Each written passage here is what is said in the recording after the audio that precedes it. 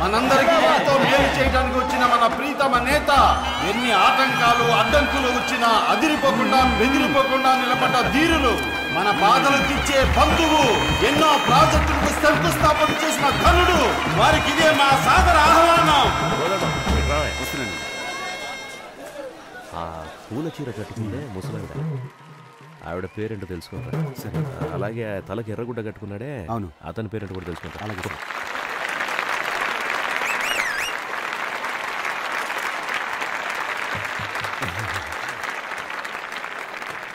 ఏమ్మా సరోజమ్మ, బాగున్నావా? అయ్యా బాగున్నానయ్యా. ఏం మాధవయ్య, ఎలా ఉన్నావు? బాగున్నావా? రాజన్నా, నా పేరు నువ్వు గుర్తుంచుకున్నావా? విరబూసిన నవ్వులతో విచ్చేసి నాకు ఆహ్వానం పలుకుతున్న నా సోదరులారా, సోదరి మణులారా, ఆదిశక్తికి ప్రతిరూపాలైన మహిళా మణులారా, మాతృమూర్తులారా, మీ అందరికీ నా వందనాలు. ఈ సభని ఎంతో గొప్పగా ఎలా ఏర్పాటు చేశారంటే, ఆప్యాయతని అరిటాకు వేసి, అన్యోన్యతని అన్నాన్ని వడ్డించి, ప్రేమనే పప్పుతో కలిపి ఊరు ముద్దలు తినిపించే నా సోదరి మణులు మీరంతా. అవును, ఇదంతా నా బంధు సపరివారం. పోగడానికి ఎంత కష్టపడ్డాం. రక్తంలోనే రాజకీయం పుట్టిందన్నారు సుభాష్ చంద్రబోస్, శాంతి మార్గంలోనే స్వరాజ్యం వచ్చిందన్నారు గాంధీ. నువ్వెప్పుడు రాజకీయాలు వెళ్తా ఉంటున్నారు ప్రజలు. నేటి రాజకీయాలను ముందుండి నడిపించడానికి యువత ఎంతో అవసరం. అధికార పార్టీ వాళ్ళని అడుగుతున్నాను, ఇండియానే వణికించే ఎకనామికల్ టెర్రరిజం గురించి మీకు తెలుసా అని. ఇవన్నీ నీకు ఎవడు రాసిచ్చాడు? ఆడికి దండం పెట్టాలరా బాబు. జపాన్ అడుగుతున్నాను, ఇంగ్లాండ్ ప్రశ్నిస్తున్నాను, అంతెందుకు అమెరికానే నిలదీస్తున్నాను. మమ్మల్ని చూసేమో అడగవా? వాడు అడగడయ్యా. వీడు మాట్లాడితే ఇంకెవ్వరిని మాట్లాడినవడే. మేం చేసిన తప్పుల్ని సరిదిద్దుకోవడానికి సిద్ధంగా ఉన్నాం. అదే ప్రశ్న మిమ్మల్ని అడుగుతున్నాను, మీరు చేసిన తప్పులు మీరు ఒప్పుకుంటారా అని. రాళ్లను విసిరి తరిమి కొట్టి కాండ్రించి ఉమ్మి చీదరించుకొని బయటకు తెరవేసిన జనాల్ని పోగేసుకొని వచ్చే పార్టీ కాదు మాది. ఈ ఎమ్మెల్యేని ఎవరు డబ్బులు ఇచ్చి కొనలేరు. ఎందుకంటే పిలిస్తే చాలు రావడానికి సిద్ధంగా ఉంటావు కనుక.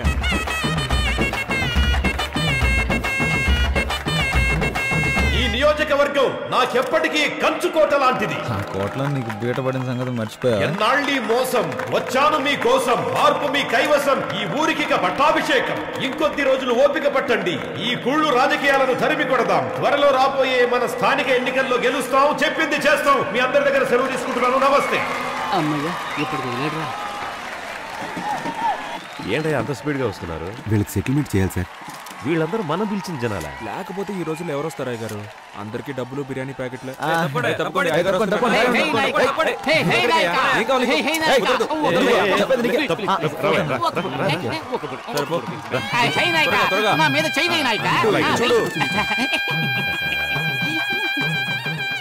డిలీట్.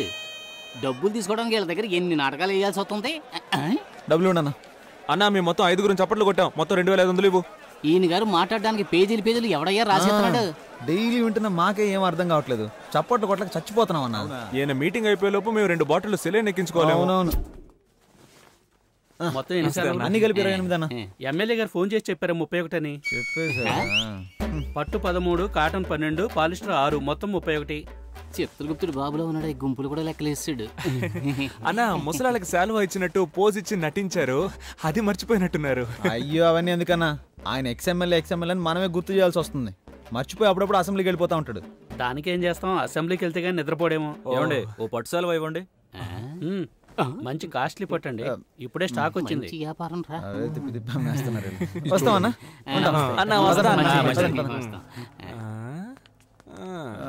మనం ఇప్పుడు ఎవరైనా కలిస్తే బాగుంటుందే. బాబు, మీరు రోజు నా బారుకు వచ్చి మందు తాగుతున్నారు, దానికి నాకెందుకయ్యా సాల్వా కప్ సన్మానం చేస్తారు? మీరు వాడికి ఎందుకు షాల్ కప్పారు? అనవసరంగా ఓటు వేస్ట్ అయిపోయిందిగా. ఎలక్షన్ టైంకి వాడికి 18 ఏళ్ళు వచ్చేస్తాయి. అడ్వాన్స్ బుకింగ్ రా. నీది ఎంత దూరాలోచన రే. చల్లగా 3 బీర్లు. బీర్లు లేవా? 10 రూపాయలు ఎక్కువ ఇస్తా. అయితే తెస్తా. పట్రా. S M Apparao speaking. ప్లాట్ఫామ్ 2 ఖాళీగా ఉంది. Line is clear.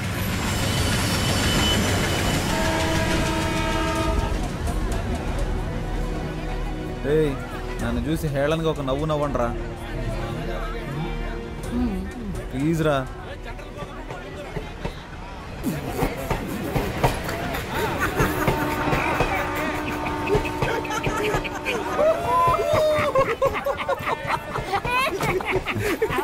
ఎందుకు నవ్వుమన్నానో తెలుసా?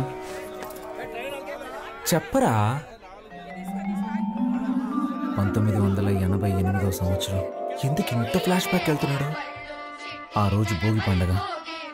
ఊరంతా భోగి మంటలతో సందడిగా ఉంది. ఆ రోజు మా అమ్మ బిల్లా సినిమా చూస్తుంది. అప్పుడే అమ్మకి ప్రసవ నొప్పులు మొదలయ్యాయి. ఎరా చెప్పమనేగా అడిగాను, చంపమని అడిగాను. ఇప్పుడు ఎందుకు ఇలా హస్కీ వాయిస్ లో మాట్లాడుతున్నావు? జరిగింది స్ట్రైట్ గా చెప్పొచ్చు కదా. ఆ రోజే నేను పుట్టానురా. ఆ రోజు నుంచి ఒక నోట్బుక్ కొని బుక్ కొన్న ఖర్చు 5 రూపాయలని రాసి మా అమ్మని హాస్పిటల్లో చెకప్ చేయించిన ఖర్చు నుంచి అన్నీ రాశాడు ఆయనే, మా నాన్న. సరే తర్వాత చెప్పు.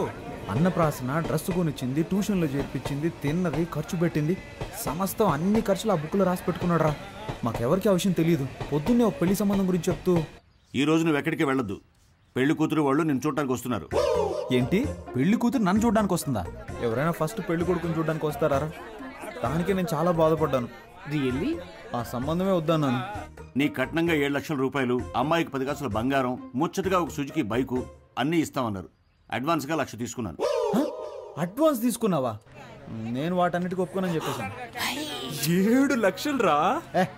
లక్షలు గొప్ప, లక్ష్యం గొప్ప. లక్షలేరా? ఆ తర్వాత గొడవ చాలా పెద్దగా అయిపోయింది. మామూలుగా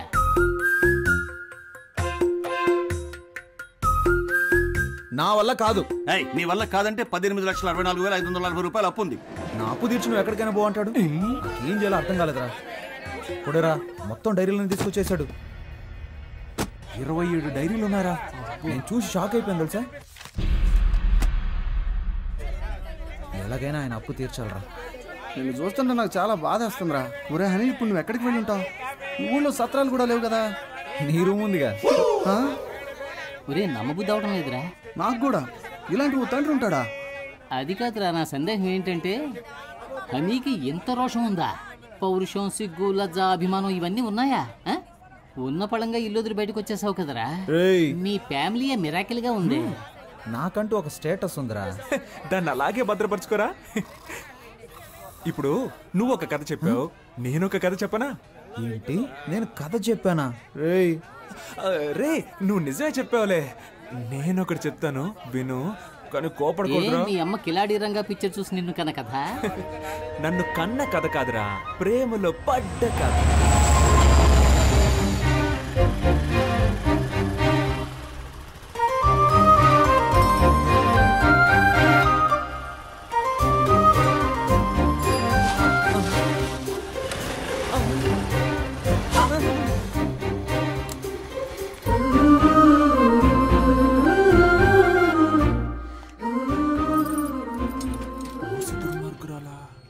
అన్నా, హలో అన్నా.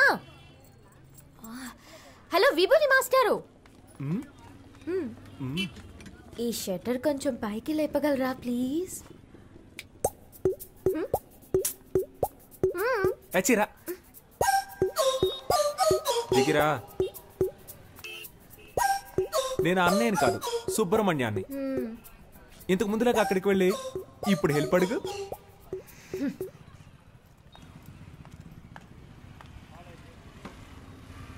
సుబ్రహ్మణ్య, సుబ్రహ్మణ్య. ఏంటమ్ముడు? ఈ షట్టర్ కొంచెం పైకి లేపగలరా ప్లీజ్? ఓ ఒక ఓటు కదా, లేపేస్తే పోయా షట్టర్ని. నీ పేరేంటమ్ముడు? పాప. ఏం పా? పాప. మా ఫ్రెండ్స్ అందరూ నన్ను బేబీ బేబీ అని పిలుస్తారు.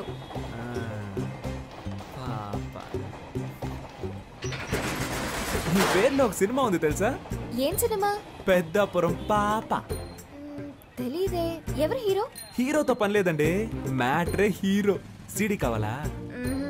వద్దా? షట్టర్ లేపినందుకు థ్యాంక్స్. తనని మళ్ళీ కలిసాను.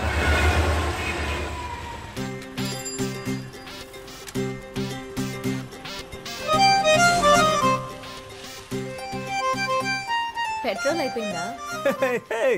మా దగ్గర పెట్రోల్ ఎప్పుడూ ఉంటది. లిఫ్ట్ ఇవ్వనా? వద్దండి. నిన్న హెల్ప్ చేశారు కదా అని ఈ రోజు హెల్ప్ చేద్దాం అనుకున్నాను. హెల్ప్ చేస్తానంటారు, తర్వాత లవ్ చేస్తున్నానంటారు. హెల్ప్ చేయండి. అలాగే నవ్వుతారు. లైక్ చేయకు, అన్లైక్ చేయి. కొంచెం ముందు చూసి నడపండి, గుంటలుంటాయి. భయపడకండి, మిమ్మల్ని గుంటల్లో పాడేయండి. ఇలాగే ఆడపిల్లల వెనక వెళ్ళిన చాలా మంది కుర్రాళ్ళు గుంటల్లో పడిపోయారండి. పాపం కదా. అది మగవాళ్ళకి శాపం అండి.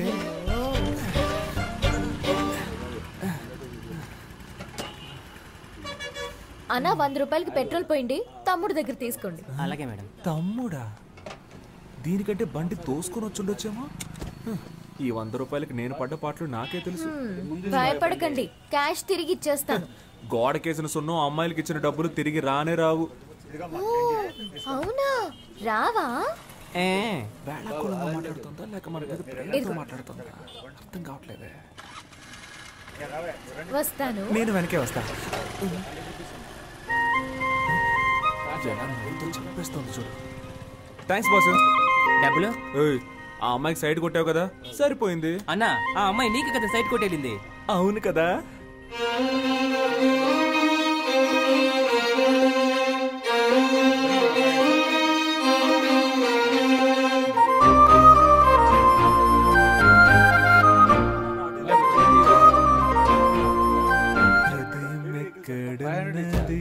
హృదయం ఎక్కడున్నది, నీ చుట్టూ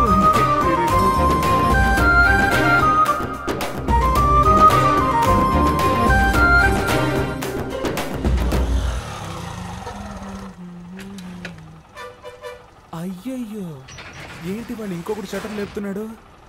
రోజుకొకడు వస్తూ ఉంటాడా? మనిషి కూడా బాగున్నాడా?